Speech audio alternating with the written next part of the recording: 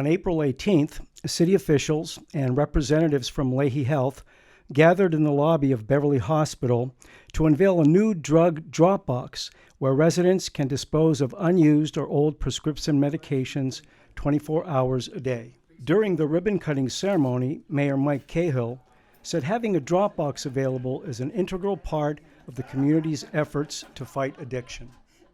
I'm Phil Cormier, CEO of Beverly Hospital, and we're here today just to kind of recognize certainly Mayor Cahill for his leadership in asking me, would I do something for the community? And that something was what I consider putting a medication disposal box in an approximate place where the public could get to it, understanding that the only other boxes in the community were at the police station, which, although there's might be convenient, may not have been convenient for some of our visitors, patients, and others. So I said, yeah, happy to do that. Asked me to do that a while back. We've actually installed the box, although this is the official ribbon cutting, but it's been very successful in terms of diverting medications that otherwise might have stayed in someone's medication cabinet, might have been inadvertently given to someone else, might have been taken by someone else, and or might have been used to further the addiction crisis that we're all dealing with. I'd like to introduce some of the members of our team because we know firsthand what the addiction crisis has done to our hospital and the services that we provide. We're in the business of providing services to patients, but it's a lot more difficult when those patients might be under the influence. We have two of our managers from the emergency department here, Tom and Jillian. Where's Jillian? Jillian was somewhere. She's outside taking care of something, who know firsthand some of the challenges we have with addicted patients. We have Hillary Jacobs, our Vice President for Addiction Services for our behavioral health, Barry Ginsberg, Medical Director for Behavioral Health. We also have Cindy Donaldson from our Addison Gilbert campus, who's looking to see if we can put that there. Rebecca Imperiality from Philanthropy, who's very interested in making sure we give back to the community. Dr. David DeCara, Chief Medical Officer. Hope Violet, who actually is head of the pharmacy and is responsible for emptying the box. I get to say a few nice words. She actually has the burden of taking care of it. And Hope, how has this gone so far?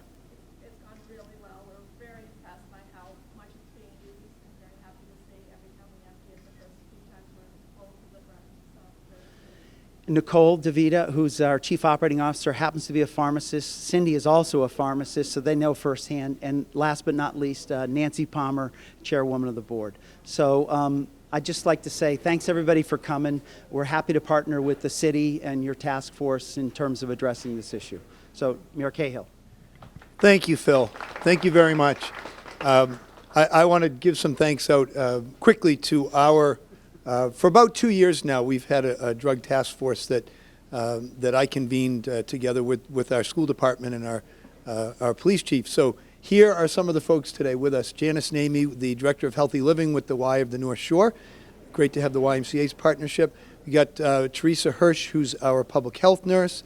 June Kazes, Director of Nursing for the school department. Bill Burke, our health director.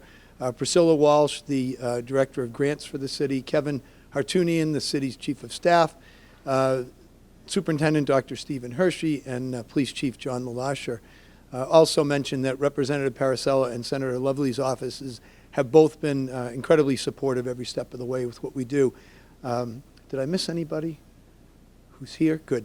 So the point of this ribbon cutting is twofold, really. One, it's to thank the hospital, because the hospital has been an incredible partner with us on everything we've tried to do in the 3+ years I've been mayor. And Phil, particularly, you have been just amazing. You're just, you're always looking to help, and you understand the importance of prevention, which is fantastic on numerous fronts. Certainly here with our efforts to try to, try to address the opioid crisis.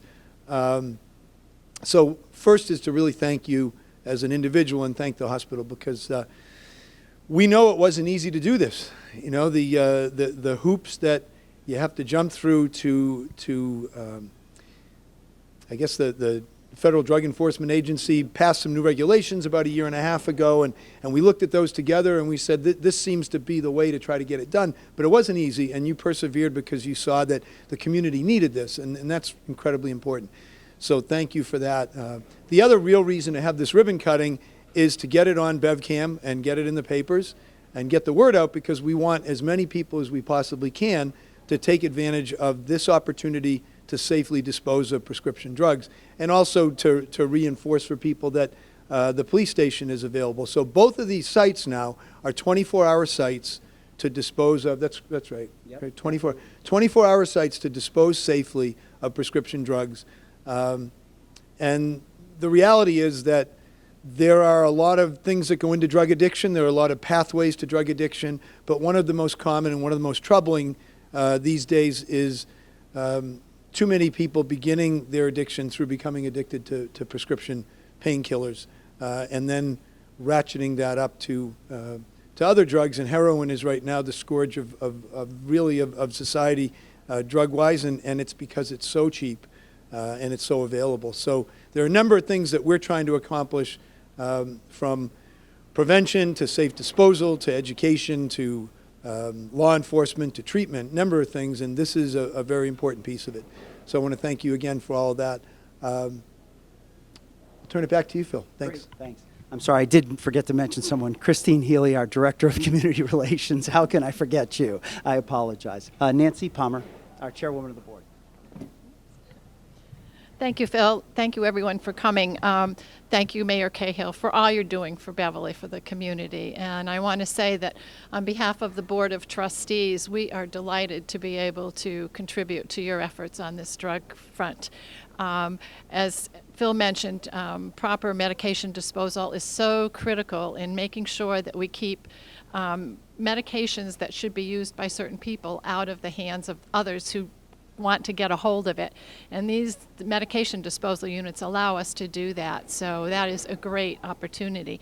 I also would tell you that Beverly and Addison Gilbert hospitals, we work tirelessly, and I mean tirelessly, to help fight this opioid crisis. And we work really hard at that. So we are ecstatic to be able to partner with you and the community, the Y and the schools, everyone who has a role in this, to fight it together. So thank you so much for all of your efforts, and we really appreciate being a partner with you. Thanks so much. Thank you.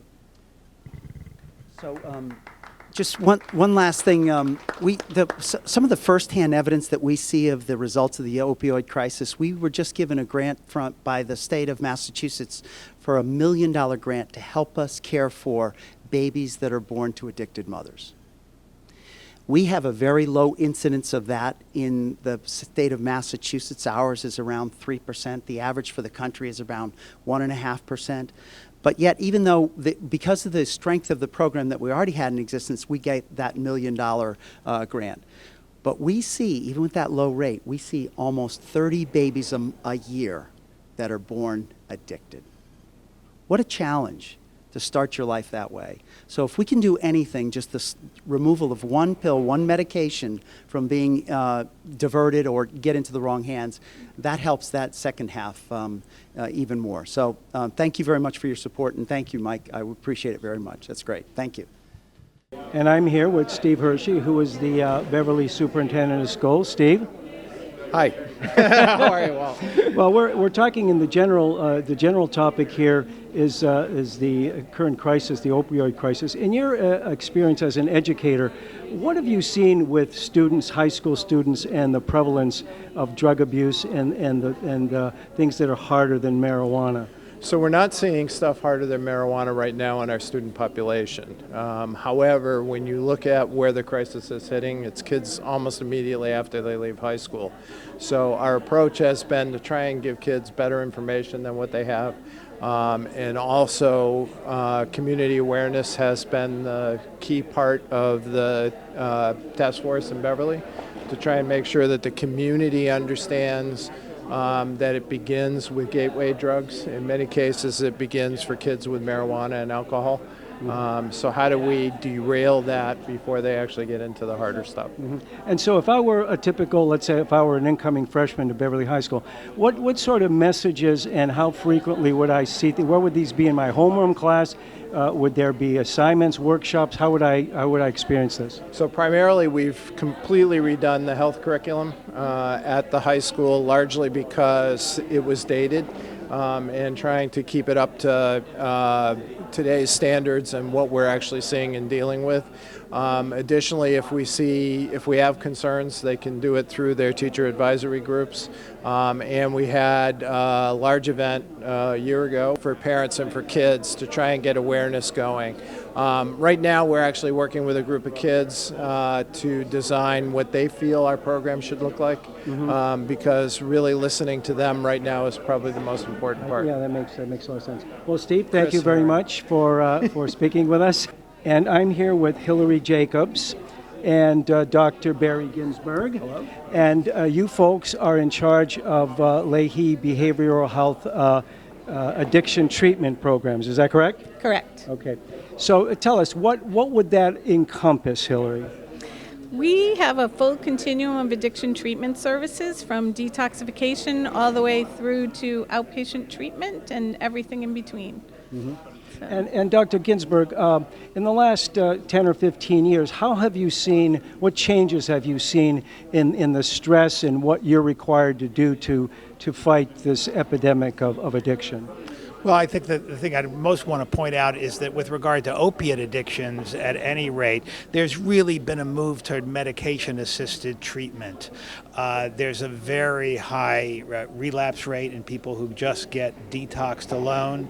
And so for opiates, being on any of 3 medication-assisted treatments really has a much better track record. So we've been developing those services within the Leahy system. Mm-hmm. Now, do you also go out and try to do things like preventative measures to keep people from getting into being addicted, or is this kind of post-addiction? So I would say that the prevention work a lot of times happens in our primary care practices with universal screening, in some of the pain practices, and we certainly have staff members who engage in community coalitions, and the community coalitions who are working on prevention efforts. But our focus is really on the treatment end of things. For folks.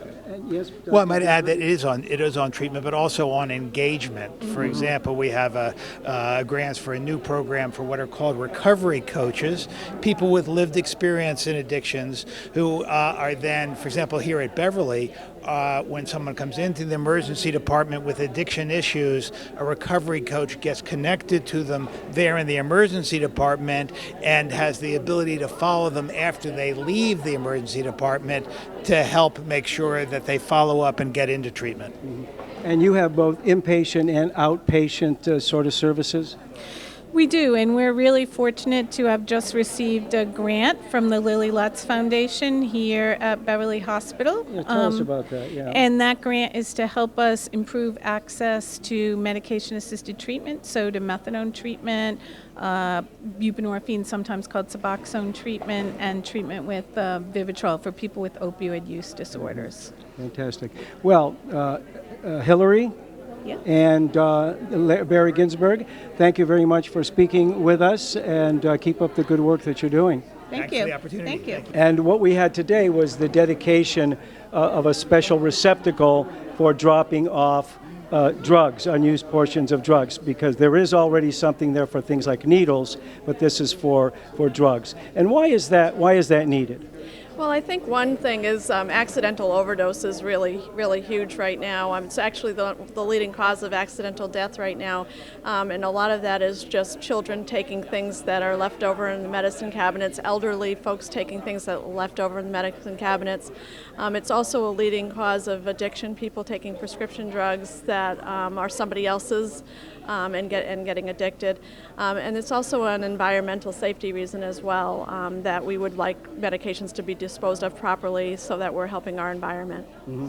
And Jillian, from people coming into your emergency room, tell us what is the prevalence and predominance now of drug-related people strung out on drugs and things like that?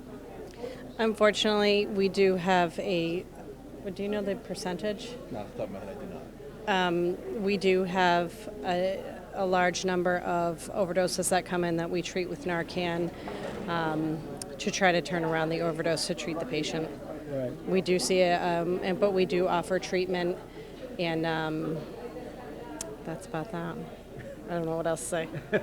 And Tom Murray, you've seen a lot of people come in. Do you see more of a prevalence of younger people, the younger generation coming in with these kinds of addictions and problems? I think percentage-wise, it's probably the younger people that come in with the problems, but the addiction problem spans all ages and all generations, I think. So it's not just the young people that come in; it's people, middle-aged adults and older adults that also come in, whether it's accidental or intentional overdosing. Well, folks, thank you very much for speaking with us and telling us about the things that go on in the emergency room here at Beverly Hospital. Thank you. Thank you. And I have a couple of folks here from the Beverly Health Department, June Kazis and Bill Burke. And June, why don't you tell us, in your work in the Beverly Health Department, from your perspective, what have you seen in terms of addiction and how it's affected the younger population, and what are we doing to kind of prevent that? Actually, I'm going to just make a quick correction. I work for Beverly Public Schools. I'm the nurse leader. Okay. So sorry. I've been getting in, that's quite all right. I've been getting involved with curriculum. Specifically in the past year, we've been undergoing a district-wide curriculum review, just trying to see what, particularly in the younger grades, because that's sort of evolved over the years to not being the most inclusive topic with health and wellness. So we're trying to really look at where we can add this in, particularly for the younger kids. Yeah. And when you say younger kids, what grades are we talking about? Elementary grades, more specifically 3 to 5, is where we're going to take a look and really make sure that we're preparing them for middle school and high school, so they really have a good solid basis by the time they do get to high school with a lot of these health issues. And Bill, let me ask you, we saw the dedication of this receptacle for disposing of medications. Now, I know the city is already doing some of that. Tell us a little bit about what the city is doing already. Yes, well, Chief LaLasha, one of his first acts as the new police chief here was we approached him, and right when this issue was coming to the forefront, and asked him to place a medication drop box in the police station. And the drop box is for people to dispose of, any type of medication, 24/7, 365. And the idea of these drop boxes is to give people an easy access to disposal anytime they want. And then hopefully you get it out of your home, you're not using it, and you can minimize potential access later, either by people who have a problem, people who might want to try to experiment, what have you. And would you now, if kids had something like this inside the school and they wanted it and they brought it to a teacher, what would you advise them to do? Well, I'm not sure it would play out exactly like that, but if they were to come to a teacher, our administrators would be called in. Most likely they would be sent down to the nurse, and just a discussion surrounding the proper way to handle this episode would be. So. Okay. Well, June, thank you very much. Bill, thank you very much for speaking with us. Thank you. And I'm here with Beverly Police Chief John LaLatcher. And John, we had a little ceremony here which introduced this receptacle for disposing of unused medications here in the emergency room of the Beverly Hospital. I know that there's a needle disposal receptacle here that's been here a few years, correct? I believe so, and we've recently added one at the police station also. Right, and Bill Burke from the health department was mentioning to us that anybody can come in, no questions asked, and come into the police department and... 24 hours a day, anybody can come in the lobby, just through our front door. We have 2 boxes. One is for medicines and one is for sharps or needles. What we're finding now is that a lot of prescriptions come in pre-loaded syringes. And what happens is when people are done with those, they were coming in and they were throwing into our drug box, and when the officers are emptying it, they were finding a lot of these needles. So through the Gloucester Initiative grant, we were able to purchase a second box, which is for sharps only, and again, those boxes are constantly being emptied. We ask people to bring in, it doesn't have to be a narcotic drug, anything you want to get rid of, we will take and dispose of it. Yeah. Now, in your career as a law enforcement officer, Chief, tell us, what's been your experience with narcotics and the prevalence of addictive behaviors and the prevalence of people being addicted to drugs? Over the years, things have changed. I mean, there's been the drugs of choices. When you get back into the 60s and 70s, it was heroin. Then we get back into the 80s and early 90s, it was crack cocaine, which was extremely addictive. And now through probably the overuse of opioids, we've got into now back into the heroin, which is extremely cheap. And even worse than that is fentanyl, which is being mixed with the heroin. And fentanyl is being manufactured in Mexico and other places now, and even heroin is now being grown in Mexico. So it's not coming from Asia as it used to be, it's closer and coming up over the border. And what's happening now is fentanyl, and then there's a newer carfentanil, which is even extremely more dangerous than fentanyl. So those are the things we're watching for now. Even the officers, if they have contact with bare skin with these drugs, have to go to the emergency room right away and be treated. Wow. Now, how do you prevent things from getting like into the city of Beverly? Do you work with state agencies, national agencies? How do you keep drugs from coming in? Yeah, everything we have to do has to be on a regional way of looking at it, because whether things are being transported into the city or things come into the city and being redistributed, we work with our partners in both the state police, the federal agencies, with the other cities and towns in the region. We work together, sharing intelligence, sharing personnel at times to do operations. Again, because we have to treat this globally. You know, whether things come from a sister city into the city and then is distributed. One of the focuses we've had is on traffic enforcement for one of those reasons, because it's being transported into Beverly by a motor vehicle. So by having a robust motor vehicle enforcement program, sense, yeah. We can help alleviate the use of narcotics in the city. Yeah. Now, do you have a special police officers or detectives that are charged specifically with dealing with drug addiction and drug abuse? Right now, most of the detectives work as we call generalists. They do a little bit of everything. We're hoping to take a position in the future budget and have a specific drug officer do nothing but work in drug task force in the area, work with other departments again, and be dedicated to do that and not have to work other types of crimes. Right. Okay. Well, Chief LaLatcher, thank you very much for speaking with us. A couple of things we want to talk about, if it has been mentioned. We were the recipient of a Narcan grant several years ago. That, yeah. And that's been an ongoing grant. We've been getting $20,000 a year. That helps us put Narcan in every single cruiser in the city, as well as my own. Every cruiser has it. It's been used regularly, and thankfully, our numbers have dropped down significantly over the last couple of months, which I talked to some chiefs today, and it's a trend, which is good to see. But again, these grants help buy some of the equipment we have, helps train officers. Officer Pangiuani has gone out and trained the teachers and trained some of the other local police departments. So those grants certainly help us. We're also working on another grant right now. That grant will give us a mental health worker that will go to do follow-up cases. The idea behind that, if someone overdoses and we find them and we bring them back with Narcan, we transport them to the hospital, statistically, if we go back that next day or 24 to 48-hour period later with a clinician, and the clinician talks to people, they're much more likely to want to go into treatment than if they're transported to the emergency room and look for treatment then. They're more apt to take treatment a day later. So we're hoping to get that grant and work on that program. Wonderful. Thank you, Chief. Well, thank you. And I'm here with Phil Cormier, and Phil is the Executive Director or CEO of Beverly Hospital and Addison Gilbert Hospital. Correct, yep. Correct.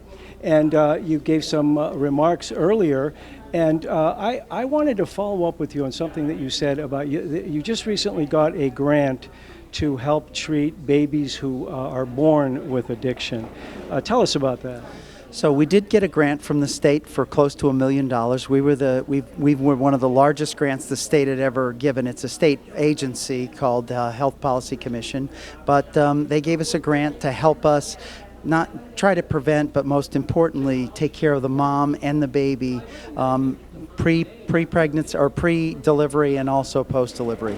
These babies are oftentimes spend weeks in our special care nursery because they're born addicted, and we actually have a drug regime where we have to gradually wean them off of the medication if it happens to be a drug addiction, and basically just do withdrawal, make sure they go through withdrawal.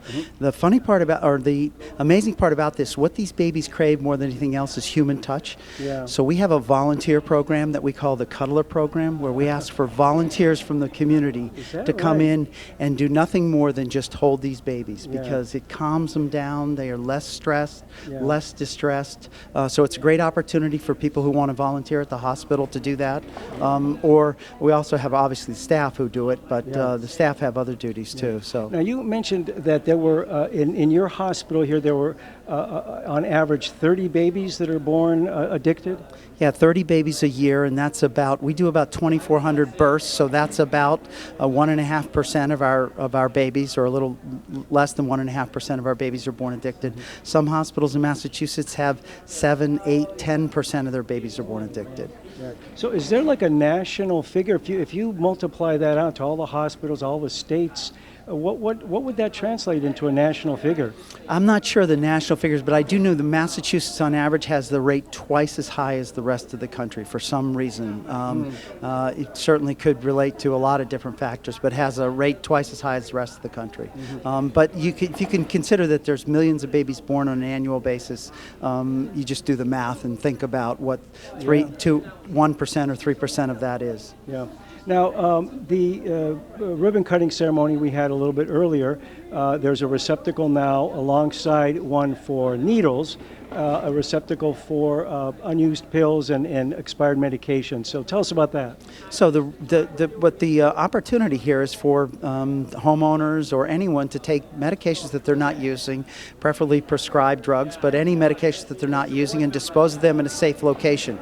It's very important to dispose of them in a location like this rather than flush them down the toilet or in the trash, because that enters the waste stream, and those chemicals are not easily dissolved or easily biodegradable. So we have this company that picks these up and takes them out and incinerates them, and that's the best and proper means of disposal. Not only that, it obviously prevents these from being diverted into hands that otherwise would abuse them. And is this a kind of a cutting-edge thing, having these kinds of receptacles? Are you kind of the trendsetter or the first to do something like this? I think we might be the first in the North Shore.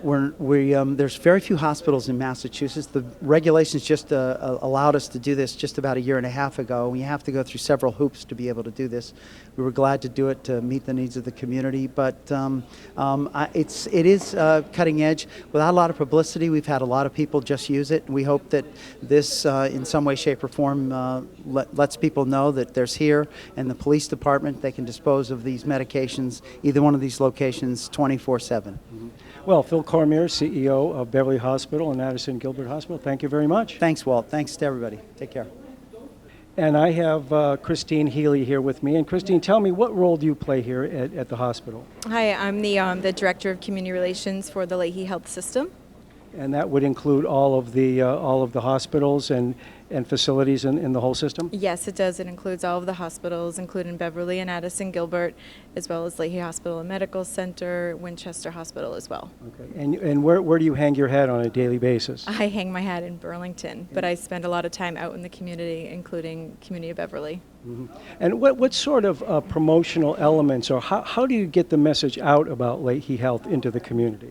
Oh, Leahy, we have a strong presence out in the community and really try to work with our community partners, attend different events, and really try to not just promote Leahy, but promote important health messages so that we can make sure that we're getting health messages out to the community.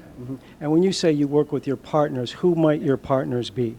Oh, sure. We work with local schools, local substance abuse coalitions. We have a strong partnership with the YMCA. We work closely with the councils on aging, really trying to make sure that we're meeting the needs of all constituencies, young and old. And now this receptacle that was dedicated here in the lobby of the emergency room today, is there a similar one in your Burlington facility? Yes, there is. There is. There okay. is. Very good. Yep. Very good. And so, how are you getting the message out that these receptacles are available? So, working with the mayor's office to ensure that that the public knows about it, but also through some local advertising and promotion through our community partners. And as well as getting interviewed on BevCam, right? Yes. Well, Christine Healy, thank you very much for speaking with us. Thank you. Have a great day. Thanks. The MedSafe drop-off box joins the used needle receptacle in the Beverly Hospital emergency room.